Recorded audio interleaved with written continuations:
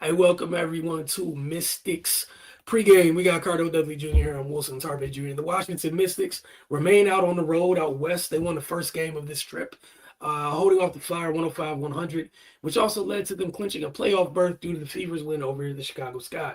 Tonight, they're in Phoenix to take on the Mercury. Washington is 22-15.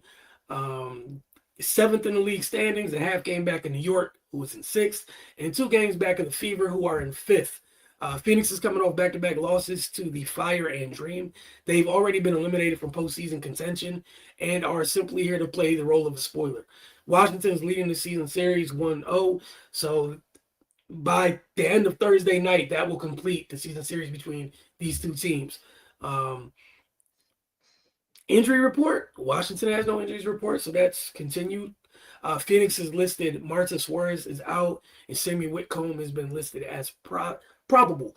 So Cardell, Washington coming off that win over Portland. We'll have you 2 more games to follow after this one before they head into the FIBA break. What do they have to do tonight to get a win in Phoenix to continue not only to get another leg up in the series, but to continue stacking wins as they try to jockey for positioning in the playoff standings?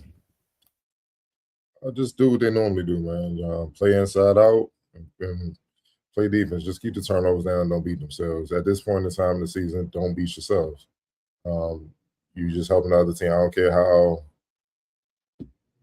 bad they may be, whatever, or record wise, we're not wounded at the end of the season. You're still playing for something. You're trying to move up in the standings, man. So don't beat yourself and don't give this team life because they do have players. If you give them life, they can make things a lot tougher than they have to be. You got stable, obviously Kalea Copper is having a great season, averaging 21, 3 and 3 on, 44% from the field, man, 78% from the free throw line.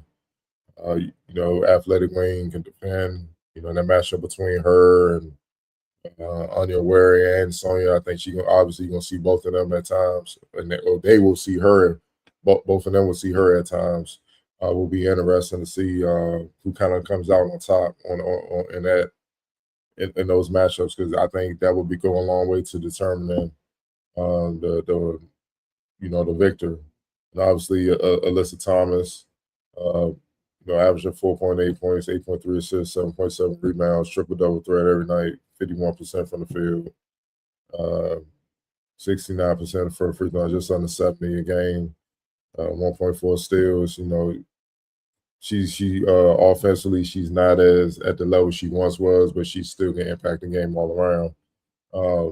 You got to keep her off the boards. You got to pick her up in the backcourt. Don't let her get her head full of steam. She's very strong, and she get head full of steam. Bodies bounce off her. She can score inside, and then she'll be able to get to the free throw line. And then, or she going to touch the paint and force the defense to collapse. And now she's finding open shooters, and that's her way of controlling the game. Even though she's not the most potent shooter, that's her way of controlling the game, and just getting down here and making plays like that or finishing. So, but the thing is, you want to jam her up in the backcourt, make her have to slow the ball down, and that kind of takes away her effectiveness, especially at this stage of her career.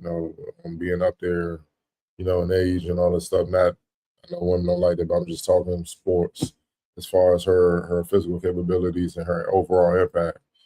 She got a lot of mileage out there as far as being a vet that she is, all time great. So you got to kind of slow her down, use that to your advantage.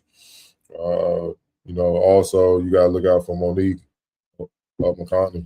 9.4 points, 2.5 assists, 2.1 rebounds. Sniper shooting 43% from deep. She's one of those shooters that Alyssa Thomas likes to find, along with Nogic. Another shooter that's shooting 42% from deep. You gotta be able to find them.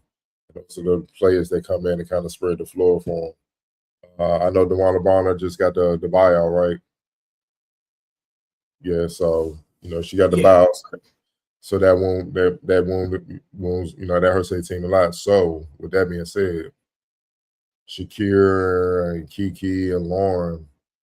There's one less big you got to worry about, one length and experience and skill that you got to worry about. So should be, a convincing performance up there. And for the Mystics, with that being how they get down, that's their bread and butter. If the Mystics don't do something just flat out implode within themselves, just having one of them 20-plus turnover games or whatnot, and missing a bunch of free throws, they should walk out of here with their 23rd win. I don't care if it's on the road, man. They playing for something.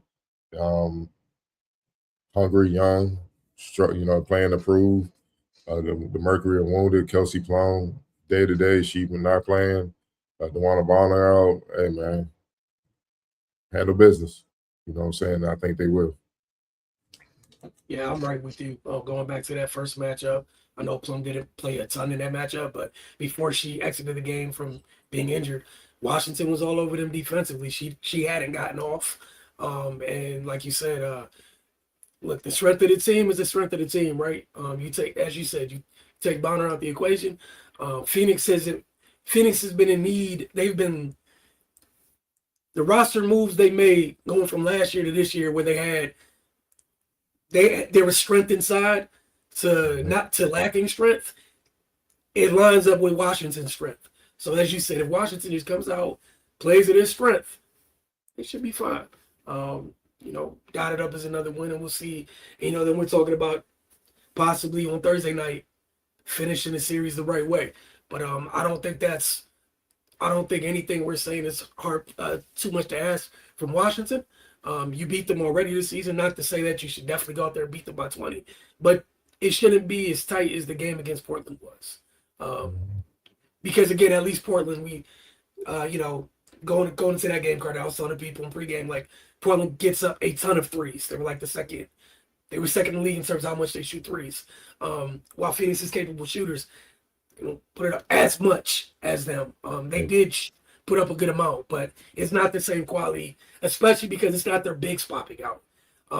In Portland, we saw Megan DeLeo and Emily Inksler popping out, stretching out Washington's bigs, hitting threes. They had a combined 8 threes the other night. The folks you talked about tonight, those shouldn't be a pair of bigs popping out, stressing Washington's defense like that. So again, are they still like the second best defense in the league, Washington? I will check now. I believe they I are. just didn't want to misspeak. Because I think they've held there for the most parts. But I mean, if you are who you are on that end, go ahead. Second in points allowed, 83.1, but third in defensive rating, 105.6. You're still a top 5 defense in this league. They should put less stress on you stretching the floor wise than Portland did. So handle your business. Your strength is inside on both ends. Stay out of foul trouble, and like Ardell said, you should be walking out here with the dub and getting ready to see if you can replicate that process on Thursday night. But Cardell gave you guys the keys to the game. Enjoy tonight's action. And because these games are a little bit late, we'll have Mystics Outlook tomorrow morning. So we'll recap. Everybody's going to just take it in tonight, whatever the result is. Have your questions and whatnot, comments ready for us in the morning, and we'll talk with you guys then. But again, enjoy tonight's game.